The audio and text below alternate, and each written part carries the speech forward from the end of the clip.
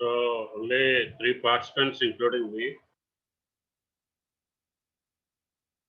Immediately, yesterday also is a poor attendance, only 1/3 of the class.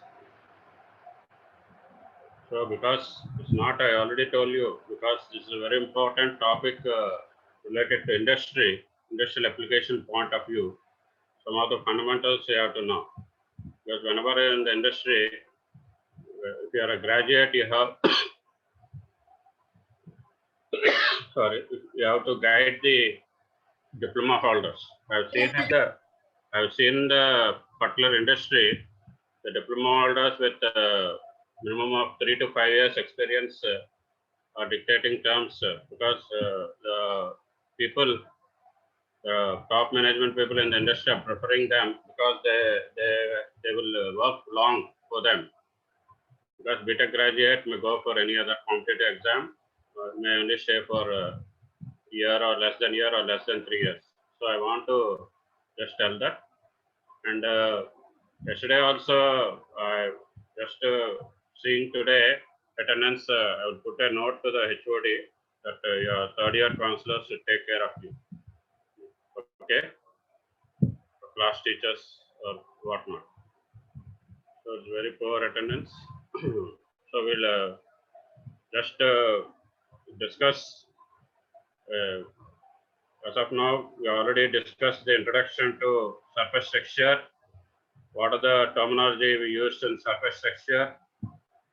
We have discussed the elements of surface texture. In that, we have discussed the roughness, primary texture, roughness as primary texture, waviness as secondary texture, lay, and sampling length. So as of now, because I am postponing this PPT for 1 or 2 days, I want to start with this one.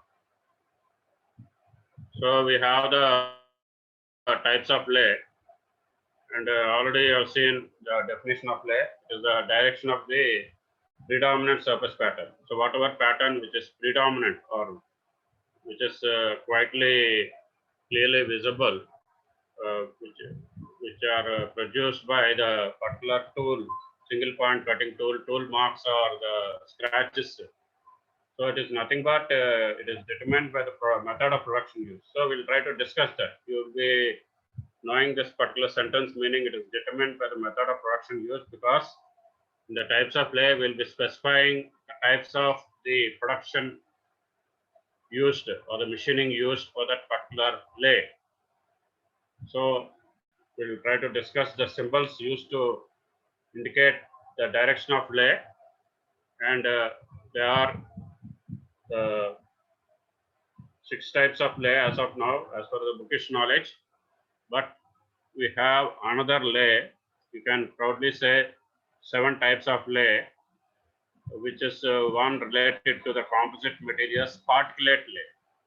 If you try to Google them, you won't get any standard textbook, but it is the particulate lay as far as the composite materials are concerned. So, what is the 6 types of lay? We have the parallel lay. We have the parallel lay. What is the lay? Parallel lay. We'll just try to show the diagrams you can understand. But as of now, the particular definition of that one, it's a lay parallel to the boundary line of the normal surface. You can see, I can't switch from next slide to here, but just try to explain that also. Parallel lay, what is that? Okay, I'll try to explain with this diagrams. So it is a lay parallel to the, you just try to see, it's a lay parallel to the boundary line of the normal surface.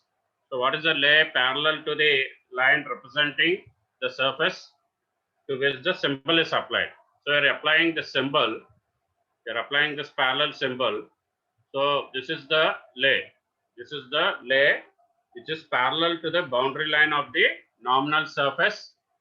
Nominal surface, that is lay parallel to the line representing the surface to which the symbol is applied. So in the symbolic represent form, you try to draw this particular beneath this one and try to draw the representation. Yesterday in the surface representation, I already told you. Here you have to represent the lay. Here the roughness value, roughness index. Okay, yesterday I've shown you. If I again want to repeat, I'll repeat in another slide. Okay, another PDF or PPT. So that is the particular lay. So this is the parallel lay. This is the parallel lay. So we have the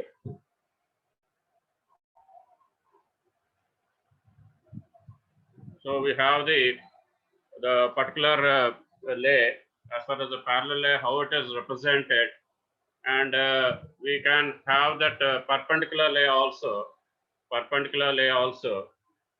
which is the lay perpendicular to the boundary line. So this is the perpendicular lay. You can see the difference between the parallel lay and the perpendicular lay. It is parallel to the nominal surface, and this perpendicular lay is the lay.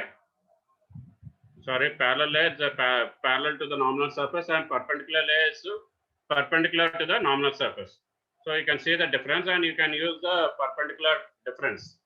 Perpendicularity difference, or actually we just try to say perpendicular only, but as far as the geometrical features are concerned in the industry, we used to just not specify perpendicularity as far as the particular tolerances of form and position are concerned. Different geometrical features are there, parallel, say, or parallelism.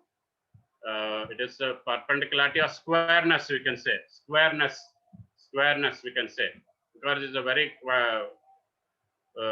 keyword which is used in the industry when we are using when we are going for the acceptance test on machine tools. We are on acceptance test on machine tools. So that is how we represent. And whenever you draw the diagram, you have to draw the reference edge also. The reference edge is very important, and you have to represent it. And the symbolic representation of the perpendicular lay is this one. So you have to represent like this. So because we are only representing the lay, we are representing the lay. But whenever you want to have the sampling length also, you can have the sampling length also, and the roughness value also, or whatever the roughness height. Yesterday we have seen in the symbolic representation, or the waviness height. So waviness height we have represented yesterday in 1000 of an inch. Whatever it is in the roughness index RA. It is given in micron meter. Roughness index, roughness value. Not only RA, already we'll try to revise some of the things today also because of the poor attendance. I don't know, because we are fearing that the second semester, first semester, okay. I want to tell you, but okay, this is an online class. You just try to chart. Some of you, the results are also due final year and second year, final year and third year, maybe the last week of May or June first week. So well, that's why we are also disturbed, because we have to give the first assignment. It is due, and you have to present it after you come to the college for the offline class, or you have to scan it and give it in a PDF form. So whatever it is, we'll try to arrange it. We'll talk to HOD and try to arrange that one. So that is the lay, perpendicular. So we have the angular lay also. The angular lay, actually angular lay is also known as the cross lay. In most of the common word we try to use, because it is X. It's an X, and you can see the pattern, how the surface pattern is for the parallel lay, how the surface pattern is for the perpendicular lay, and how the surface pattern is for the angular lay. So what is the angular lay? It's the lay angular in both the directions. You can see the pattern, and it is the line representing, is a lay angular in both directions to the line representing the surface. What is the surface? It is the nominal surface. It is to which the symbol is applied. You have to use the word, the particular word to which the symbol is applied is common in the parallel, perpendicular, and cross lay. But here, the pattern you try to see as far as this one. This is also a reference edge. Every time you cannot say, we cannot describe each and everything. You have to be specific as far as the diagrams are concerned. Diagrams carry most of the marks, not your theory literature. You have to support the diagram and write the literature. If you are good in diagrams and if you are good in fundamentals, after drawing the diagrams, you can just explain after being thoroughly knowledgeable about the particular topic in that particular chapter, any subject. Okay, so that is the lay, and I want to just give the application part afterwards, after I finish all the 6 lays, because you'll be confused. I'll give the examples also of all the 6 types of lay, or the 7 types of lay. Okay, composite materials, the 7th lay, the particulate lay, but mostly it's used in composite materials. And we can have that, you also already know in material science, the classification of composites. So the 4th one is the multidirectional lay. So you can see M, it is given by M, and it is like a pattern. The surface pattern will look like this one, and it is a multidirectional. Multidirectional, you can know by the meaning itself, the multidirectional, and it is a, I'll give the example afterwards, but so that you will not get confused. Or you can say multidirectional. If you just try to guess it, it is a super finishing, lapping and honing operations. Super finishing, lapping and honing operations, which are studied in metal cutting and machine tools. So that is the thing. And the 5th type of lay is the circular lay. You just try to see how the pattern has changed. And it's a lay approximately circular. It's a lay approximately circular. So this is a circular, and it is represented like this. Don't represent like this. If some are drawing this particular rectangular and try to represent same like the other things like parallel, perpendicular, cross, and multi-direction, we have to represent like this one. So you might have seen in machine drawing, most of the representations are like that. Shaft or any other coupling shaft, key shafts and couplings or any other things. So it is the lay approximately circular relative to the center line of the surface to which the symbol is applied. So that is, can you guess what is this one? What is the production method? What is the production method? Or you can say, I'll give you a hint. What is the operation on a lathe which you can have it? Anybody try to just answer in the chat? Like yesterday, only 38 people. I don't know the standard people or the ideal students. So I want to one of you to just say, given a hint. What is the? It is already I told you. I've given a hint. It's the operation of a lathe. So what are the operations of a lathe? If you try to just recall, you can just give my answer. Give an answer to my question. So you just try to hold that answer. So R, radial lay. What is the radial lay? You have to represent like this, same representation, but here is radial direction. Radial direction, lay approximately radial relative to the center line of the surface to which the symbol is applied. Same definitions. If you start from the parallel to the radial to which the symbol is applied, same. And you try to give the particular example. I'll try to come to that example because you're not given a simple example as far as circular lay is concerned. So we'll try to come to the production method now. So as far as the first lay is concerned, parallel lay, okay, you have seen this diagrams now. We'll go to the literature. So we'll try to go to the literature. So it is, example is parallel shaping. Parallel shaping. You can parallel lay, you can attribute to the shaper machine in which you go for the parallel shaping operation. The end view of turning.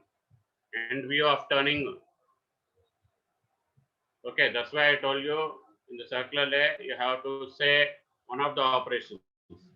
So you just try to again think over now and try to tell me when I come to the circular lay. So this is the end view of turning operation, or outer diameter grinding operation. All this will come under the lay, parallel lay. What is the production method? So it is determined by the method of production use. Method of production use. So that is a very important sentence you have to add in the definition of lay. Some are writing only single sentence. It is the direction of predominant surface pattern produced by tool marks or scratches. They're just ending with that. You have to add this one because we have to extend that particular one. It's not about 1 mark or 2 marks. The examiner knows if you are drawing good, you have a grip on the subject, and if you are extensively just explaining, that's why people are not getting good marks or good grades in the theory subjects. So we have only a few problems as far as the limit fits and tolerances are concerned. But as far as the gate is concerned, we have problems related to surface texture also. Surface texture related to the parameters used in surface texture. So parameters used in surface finish or something. So that is the parallel lay example. So here also just try to see the OD grinding is attributed both to the parallel lay and the perpendicular lay. So upon according to the diagram or according to the design, you want to have that particular grinding, whether you have to go for the parallel or perpendicular. So it is here also. Here we have shown the parallel shaping. Here it's also the shaping machine where it is the end view of shaping. So it is end view because if you are good in the engineering graphics or engineering drawing, apart from the top view and front view or the differences between the third angle projection and first angle, most of this are used in the design interviews or asked in the design interviews. What is the difference between the isometric and another orthogonal? All they will ask you. That's why you have to be very sincere. I don't know whether I want to improve again. So, though you join late, why we are aligned? Because you have to learn things and you have to be very punctual. Because if you are people are frontline warriors, the students in the medical or the military, the neighboring country will invade us. And I want to tell you, you're not only. I don't want to just undermine you or say anything, but you have to be punctual in anything, punctual in the studies, punctual to the job, because that is everything that is observed. So longitudinal view of turning. Longitudinal is parallel to the spindle axis. Parallel to the spindle axis. So that is the thing. Transverse direction, perpendicular to the spindle axis. All that I already told you. We'll be just again reviewing or going for the acceptance test. We'll try to say because the acceptance test we have to go for the longitudinal direction as well as the transverse direction. Some other tests and OD grinding. OD grinding I already told you it is included both in the parallel and perpendicular. So according to the type of the machining required as per the drawing, we just try to specify the lay. So what is the X cross lay, angular lay, angular in both directions, or it's also known as the cross lay.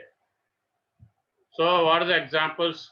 Traverse and mill, traverse and mill, and mill. So we have the different types of milling cutters and milling cutter, face milling cutter, different types. So it is a traverse and mill. When an end mill is traversed along the job or the machine surface, so that is the cross lay you try to see. Diagrammatic representation already I shown you. We try to practice the diagram. And in the wheels, in the grinding, we have the side wheel grinding. Side wheel grinding. So that also you try to again go to the grinding chapter and try to see what are the different types of grinding. It's the side wheel grinding. So that is very important. Unless you try to go for the examples, it is not fully explained this lay and types of lay. Or else, as far as the academics, it is good, but as for the marks, you cannot get full marks. I already told you the multi-directional lay is for the super finishing, lapping, and coning operations. So that is very important. And the cross lay. So what is a cross lay? So I already told you. You try to tell me when I come to this particular circular lay. Because what is in parallel lay? What is the operation you have finished? It is the NV of turning. So it is, what are the operations other than turning? We have the facing operation. We have the facing operation. So it is a facing on a lay. Facing on a lay. So that's why you have to be very careful, because if you just try to visualize the operation, then you can say, okay, this is the circular lay. Facing, turning. Turning is on OD, auto diameter. Facing, what you are doing, you are reducing the length of the job. So you have to visualize things, not only blindly by hearting the things, but I want you to visualize your particular thinking beyond a certain level. That's why mechanical people, because if you try to go for other this cross migration or not for electronics, also for mechatronics, or the PLCs, or the automotive devices, which are used in the industry, because you are going for the industrial robots, no, the subject, that's also very good subject. You try to learn anything and try to go for the fabrication of any industrial product, industrial robot for a particular application, in the particular for a for a specific industrial application. So you just try to think over. So it is the thing you can learn, and the our radial lay is the surface ground on a turntable. Turntable, if you know better, it is an accessory which you have to study in the particular surface grinding or the grinding operation. But according to the syllabus, you have covered or not, or you might have covered, but not much attention. So you just try to see surface grinding. You can say simply surface grinding on a turntable also, or the particular turntable is nothing but it is an accessory which is used in the particular surface grinding machine. Okay. For any particular grinding machine, the classifications you have, planar type or this one, the cylindrical type, you just try to see. Fly cut. Fly cutter is nothing but it's just like a flywheel. It is used to have machine some of the particular, you can say, the gear cutting or some of the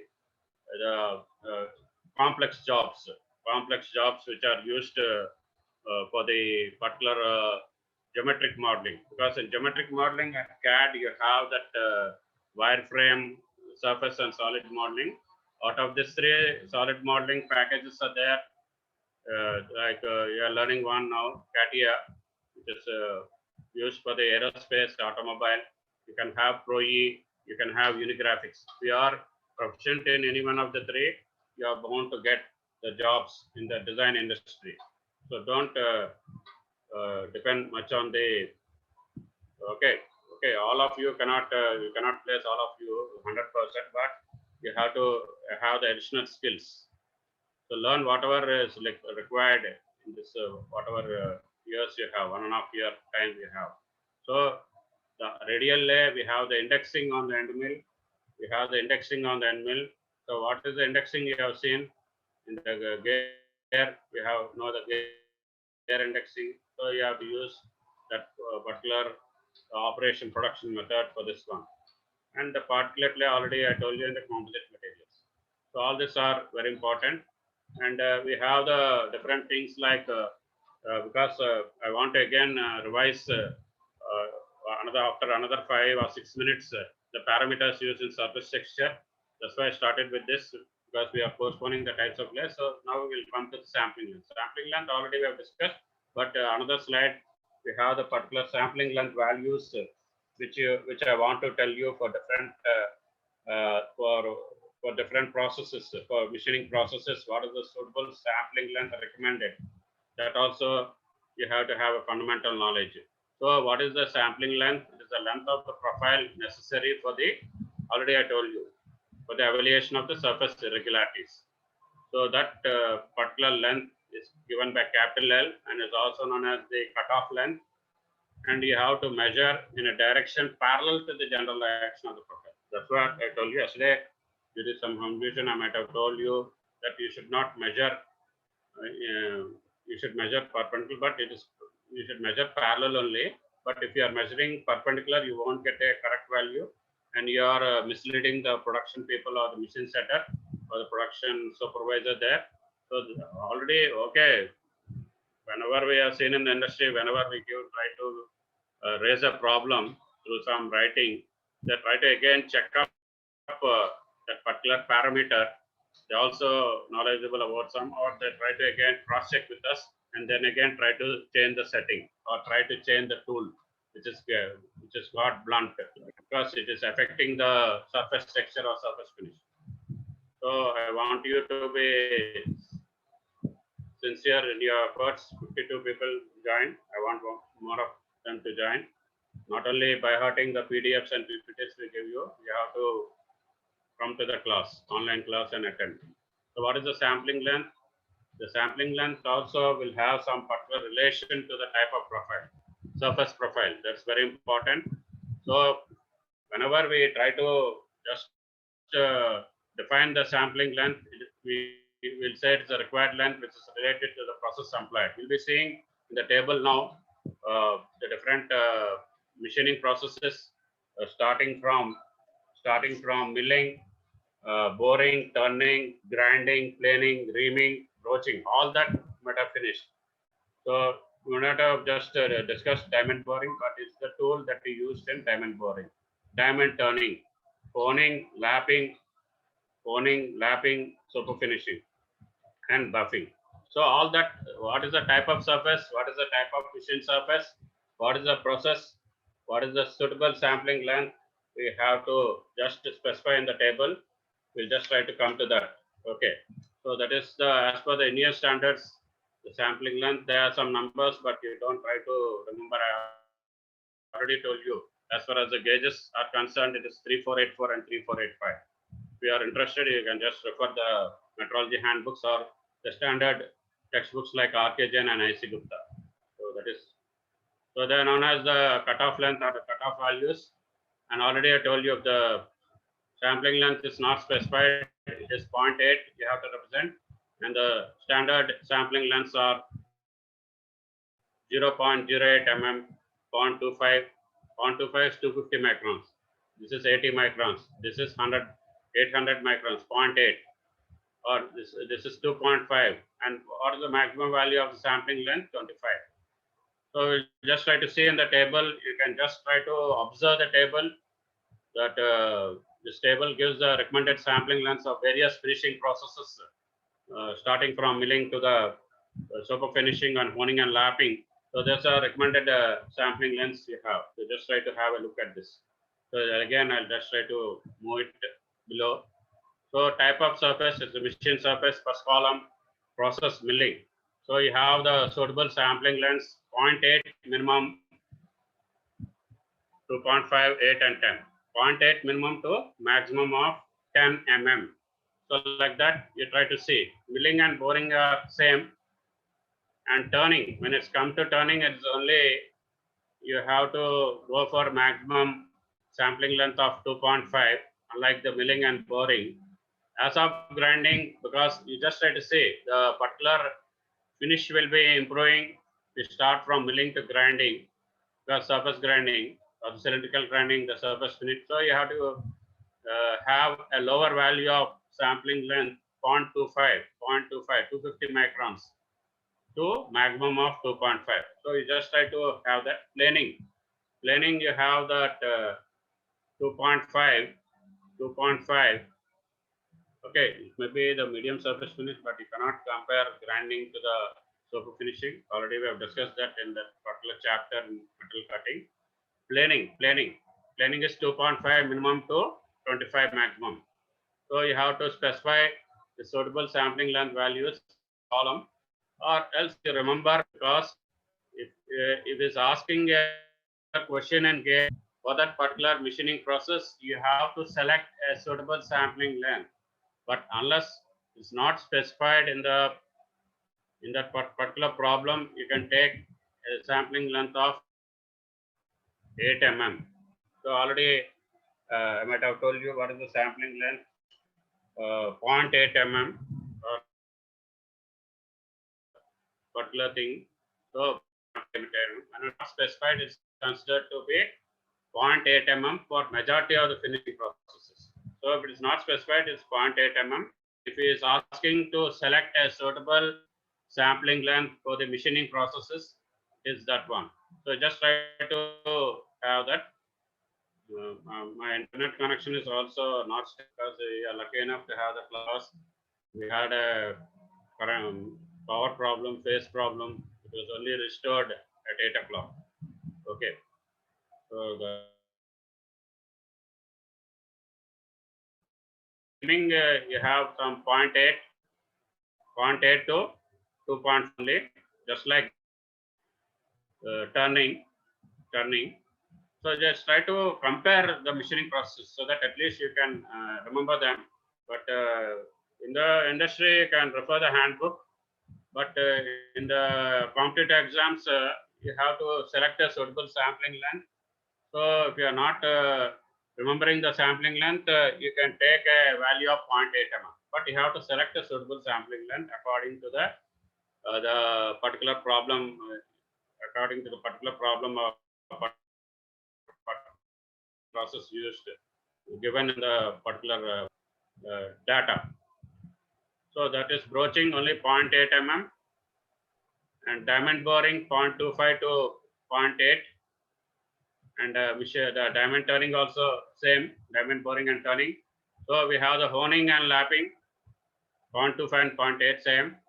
So just try to see the particular sampling lengths for the super finishing processes are of low value, and you can easily see that what is the highest value of sampling length we have for which operation? Planing operation. You just try to have a look at that. Okay. So not that we just try to, by chance, we just try to say something wrong also, you just try to correct that. We are not worried about that because confusion, we say something, but we don't misguide the students. We again recorrect them. So that is the honing, lapping and shape finishing, 0.25 minimum to 0.8. And you can have that 0.25 to 0.8 for honing, lapping and shape finishing. Buffing, already I explained you. What is the example you have to give for buffing wheel? We have the scratches on the watch. We have gone to a particular repair for the watch. You'll be having that buffing arrangement, buffing stand, buffing wheel. We used to watch whenever we are a kid.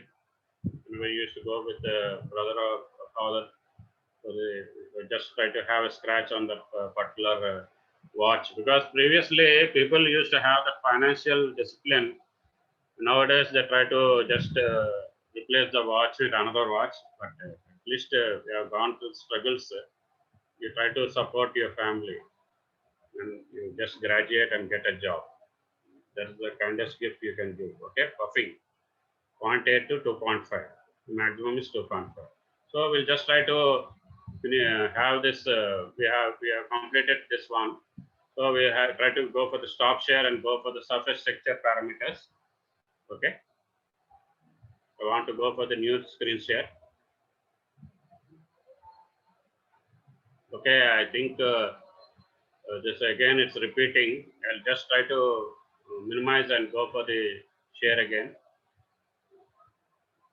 I think we have to just remove this. Okay, we have that. Okay.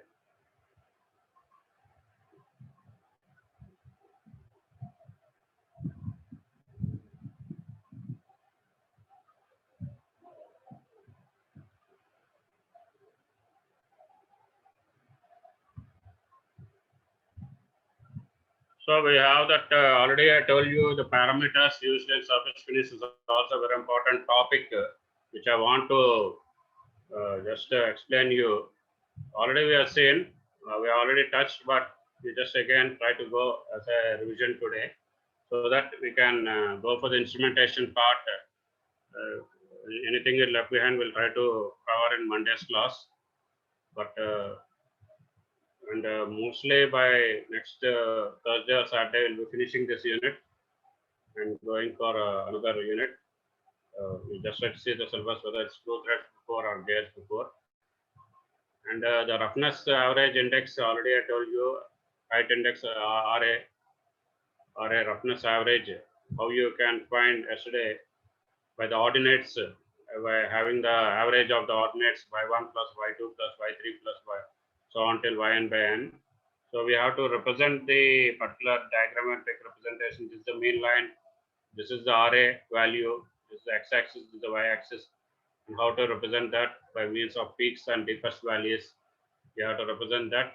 And actually, whenever we have that RA value, because why we say it's the grandfather, because in the earlier days, it is the first roughness parameter that was defined and was widely used in the practice. It was accepted in the practice or widely used. And RA is nothing but it is the arithmetic average height of the roughness component irregularities from the mean line. From the mean line, this is the mean line. So you have to represent that. And already I told you to just have that parameters terms used in surface finish correctly, so that you will be learning what is the other parameters we have discussed yesterday in one of the PPTs. So it is the average arithmetic height of roughness component. These are the irregularities for the mean line measured within the sampling line. So it is measured within this, from this is the boundary from here to here. So you have to represent like that, and it's known as the roughness average height index. Roughness average height index.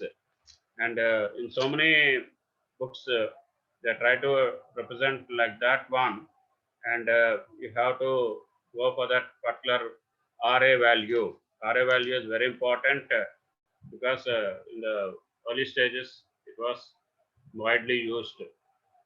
Then coming to that, and RA is also known as the, I want to just tell you, RA is also known as the CLA, center line average. So what is the center line average method? It's one of the methods which is used in the parameters, surface texture parameters, the parameters used in surface finish measurement. So in this method, the CLA center line average, in this method, the surface roughness is measured as the average deviation from the nominal surface. Is measured as the average deviation from the nominal surface.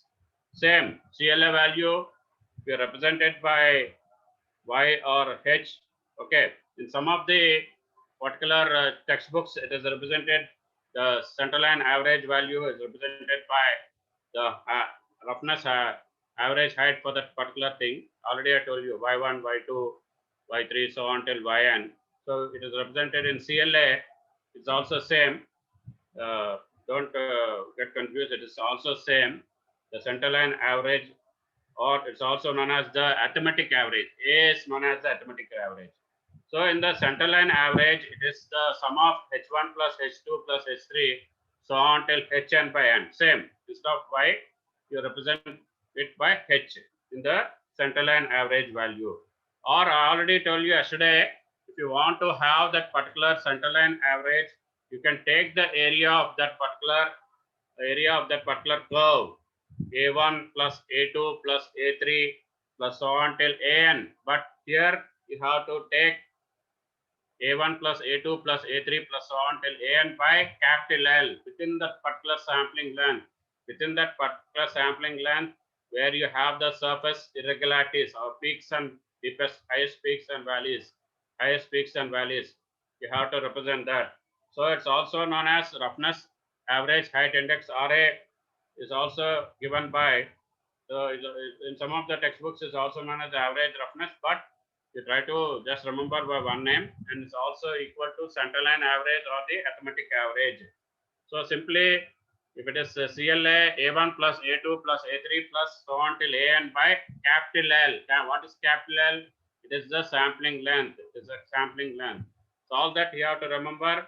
And CLA is also, you can say, is equal to sigma A by L, sum of the areas by L. So you can have that, suppose this is A1, this is A2, this is A3, this is A4, and this is A5, this is A6. So like that, you just go on giving the values. Yesterday, I want from you by today or Monday already I given you, but there's a time to tell what is the instrument you use, what is the instrumentation or the instrument you use to measure the area. Yesterday I asked you, 38 people. Okay, another 25 people might have added today, but I want to tell you it is a planimeter. PLA, not plano, planimeter. PLANIMETER. So like that, if you are using the instrument, it's planimeter, but you represent this peaks and valleys in that particular graphical method on the graph and try to measure that particular the circles or the squares, not the squares or the rectangles. You can have that, but it's a crude method. But you try to use this particular formulas or the instrument planimeter. That's what I want to tell you. So the roughness value is referred to as the principal criterion of roughness. So it's mostly used because, and another one I want to tell you as far as the roughness grades are concerned, because the roughness grade number or the ISO, International Standard Organization roughness class, is based on the Swedish classification. Because in the Swedish classification yesterday, I might have told you, instead of taking the height, they're taking the roughness widths for the surface structure values. And here, what is the table here? It is the recommended values, roughness values and the grade numbers. So you just try to have this also. It's very important. We have 12 roughness grades. Whenever the roughness grade is low, it is attributed to the super finishing or the honing and lapping. And whenever it is of high value, is 50, you can say it is of casting. So if there is any PPT or any production drawing textbook or any standard metrology textbook, you have that particular table, diagrammatic representation of the various machining processes or the production methods to represent them, to represent the roughness values. So it is the 50, minimum is 2, and you have to have this values also, 1, 2, 4. You can remember only the first and this one. Okay, I think I don't think this. I'll try to tell you later, but only try to remember the first and third column. So you can easily just have that particular values. Okay, that roughness values. Suppose manufacturing process. Already I told you. Suppose 50 is there. You are just given 50, and it is N12. So, but can you tell me what is the minimum value of RA for that one? He has only given the maximum value there. So if we have the surface roughness expected from various manufacturing processes, you can say it is ranging from 5 to 50. You might have heard about sand casting. It is 5 to 50. But if it is other values, other castings like permanent mold casting, the roughness value will be from 0.8 to 6.3. It is not given here, but I am just telling you, elaborating the table. Suppose it is the die casting, it is 0.8 to 3.2. Suppose it is high pressure casting, it is the 0.3 to 2. 0.3 to 3.32. There's a lot of difference. 3.2 and 0.32 are not same. So you have to 0.3 to 2. So that we'll be discussing later. I don't want to disturb you. Just I want to tell you how we can elaborate this particular recommended roughness values with the different or various manufacturing process. But as of now, we'll just try to stick with the first column and third column. So 25 microns is N11. So how you just try to see 50, half of this 50 is 25, 12.5, half of 12.5 is 6.25. Okay, we go on for 6.3. Half of 6.3 is 3.15, 3.2. 3.2 is 1.6. 1.6 half is 0.8, 0.4, 0.2, 0.1, 0.05, and 0.025. You just try to write this particular first column like that, starting from 50, so that you can easily represent all the 12 values of roughness. Depending upon the manufacturing, various manufacturing process, actually you might have given the highest value there. But when we come to the, suppose I already told you, if we come to that particular so that honing and lapping, suppose you try to take the N1, the last one. The honing is given as least value is 0.025, 0.025 to 0.4. Lapping is 0.01 to 12 microns to 0.16. So that another table is there.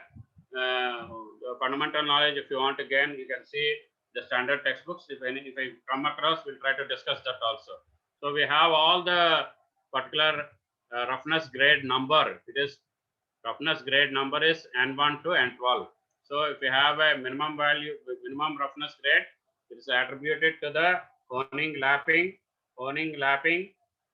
and the super finishing. Or if the particular roughness value is less, it is attributed to grinding and super finishing, starting from surface grinding, cylindrical grinding, honing, lapping, polishing, burnishing not touched because because we have done one earlier project for the BTech people previously long back. Okay, that not touched, but those you try to have that operation also. No, you can try to know that operation also. So finishing is the last one. So this have the toughness values from 63 microns minimum to 0.32 or 0.32. Okay, that is a high one. Or you can have the maximum value. Suppose you try to have the surface grinding. You have the 0.063 to 5 for surface grinding, and same it's for cylindrical grinding, 0.063 to 5. We'll try to discuss this table. I'm not deviating. Or okay, so that is the particular letter N and the numbers 1 to 12. So this table is it's listing the range of the surface texture values and the accompanying the N values. So these are the minimum values as recommended. So these are the maximum values. So because you may be confused, not specifying the minimum values, after gaining a thorough knowledge on the particular table which I have discussed offline, you can have that. So what is RQ? RQ is the geometric average roughness. Geometric average roughness, it is also known as, you don't remember by RQ, better you remember by root mean square. So we have that particular relation between the root mean square, and it is known as it is measured in the root mean square value is measured is based on the least squares method or least squares. So what is the root mean square? In this method, we have the roughness as measured as average deviation from the nominal surface. So it is square root of y1 square plus y2 square plus y3 square plus so on till yn square by n. So the root mean square is very important. The RMS average, you can say it is a RMS average. Okay, you can have that RQ also, but try to remember by root mean square, and you have that relation with the CL value also.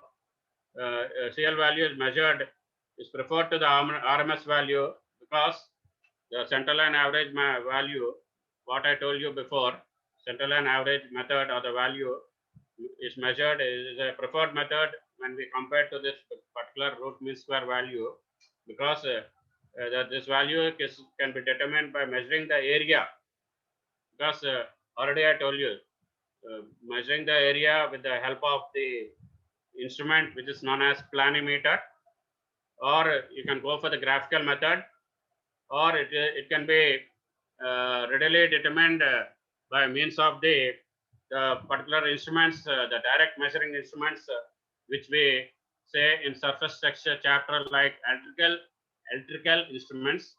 But if you want to be more specific, you cannot remember that, or as for the pronunciation or some of the things, it is electrical integrating stylus instruments, or simply remember them as the electrical instruments. Because why it is known as electrical integrating, that's a just like a name for you, parents give, there's a meaning. That's why I'm telling you why it's known as electrical integrating, because you are integrating the movement of the stylus. So instead of just simply specifying as electrical instruments, it's also known as the electrical electrical integrating stylus instruments. So you are integrating the movement of the stylus. I'll tell you what you mean by stylus when we discuss the features of stylus instrument. There's a diagram also, and we have to display the result. We are displaying the result on the digital recorder and on the display unit. So that's why it's known as the electrical integrating stylus instrument. So whenever you are taking a value in metrology, you are not taking only a single value. You are taking 5 or 10 values or maximum values you can take and take the average of them. Okay, that's about the CLA value, and that is very important, and that's also we can say, and we'll try to go for the other method. Actually, we have a relation with the CLA and the RMS. I'll try to tell you later for the sine wave form of the surface pattern. So RZ, already we have seen this maximum peak to valley roughness height, but it's old one. In old methods, it's known as RY, but as of now, it is the 10-point height of irregularities, which is very important as far as the RZ value is concerned, because we are taking why it's known as 10-point height of irregularities method. We are taking the 5 highest peaks and 5 deepest valleys. So because it is an improvement, the 4th point is an improvement of 3rd one. I'm just trying to switch over to the 4th one because it is very important as far as the academics or the theoretical or practical point of view. So we can try to have that diagram. Yesterday I also shown that this particular diagram. So you have to take that particular the average of this one of the peaks and the average of the valleys and try to take the difference here by 5. So you just try to have that 10-point height of irregularities method is RZ as per the as per the International Standard Organization or the DIN German method. Okay, this is the German word DIN. Okay, so just try to elaborate that. So that is the RZ, and RA is equal to the centerline average and the arithmetic average. Don't get confused. You have in the textbooks, again you refer the textbooks. RMS method also we are saying that the square root of the y1 square plus y2 square plus y3 square plus yn square by n, or simply in the mathematical form y-RMS is equal to 1 by L integral 0 to L y square dl. That you have to specify square root of that one. Or you can represent as in a bracket the top superscript 1 by half, but you try to represent it as square root only, because some people are forgetting to put that 1 by 2 there while representing in mathematical form. So that is very important. Out of experience I'm telling you, because we have seen most of the people maybe due to confusion or tension in the class or something. So we have that yesterday also we have discussed that bearing ratio. What we have discussed yesterday, I told you it is given by TP, because it will be stimulating the wear, because while machining there will be some material removal at that particular surface, so it will be stimulating that wear at various cutting depths of a surface, and this is used for surfaces that must be analyzed for lubrication and wear properties. Yesterday also I just referred to that lubrication and wear properties, and this is represented like this in the diagram. This parameter is obtained by establishing a reference line. The reference line should be parallel to the mean line. The reference line should be parallel to this mean line, and you can generate the subtended length of this one. So from here to here, it is V1, V2, V3, V1, V2, V3, V4, so on till Vn. So you have to take that as the TP bearing length ratio 0% to maximum 100%, and TP you have to take as a percentage of and the formula is B1 plus B2 plus B3 so on till Bn by capital L. capital is the surface. What is that? Sampling length. Sampling length. So you have to take the from minimum or zero value of C to the C max, or C is equal to maximum value, and you have to go for the subtended length. So what is the subtended length? Where this line intersects the profile, where the line intersecting the profile. So this is the line intersecting the profile. So this is the B1, this is B1, this is B2, this is B3. Again, I'm repeating. This is B4, Bn. So that is the ratio of the sum of the subtended lengths to the sampling length. So that is how some of the things are out, maybe used only for the lubrication purpose, maybe outdated. But as far as the theoretical part, we have to learn. That's why I mean just touching the parameters used in surface finish measurement or the surface texture parameters. Surface texture parameters or parameters used in surface finish measurement is one and the same. I'll try to wind up in 4 minutes time because it's very lengthy the topic I have just scheduled. Okay, so we'll be just winding up now. So PC is the peak count.